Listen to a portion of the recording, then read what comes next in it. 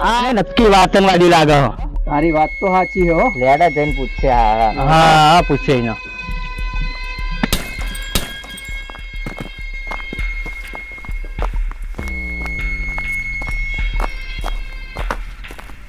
હા આતંકવાદી એટલે મને ફોડી નાખ્યો હો પેલા તો.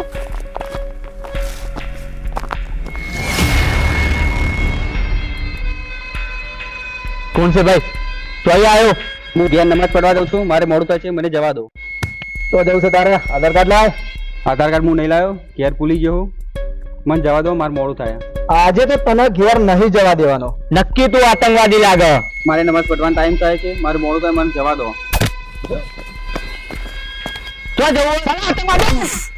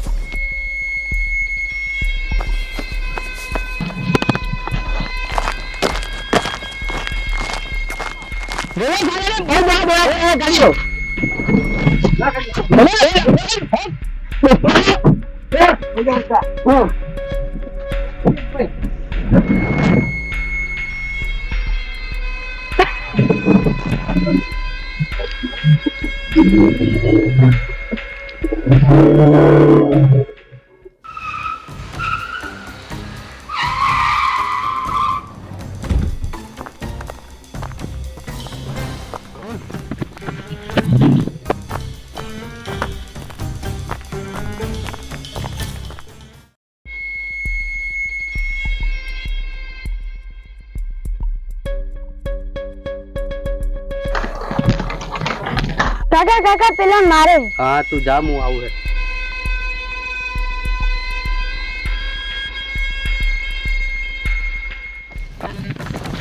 મારો હાથ કરવાનો નહીં.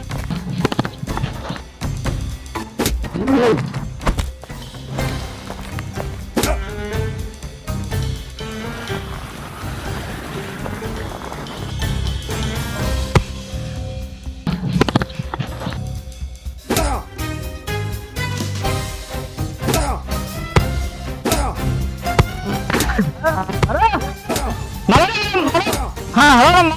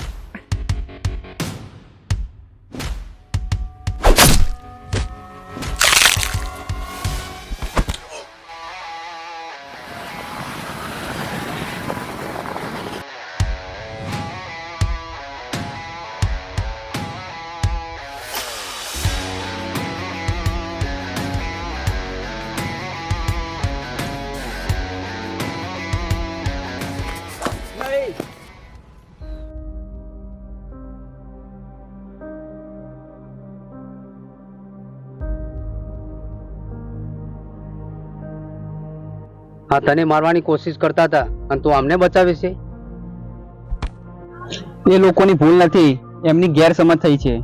જોયું તમે, જેનો જીવ લેવા માંગતા તમે એને જ તમારો જીવ બચાયો.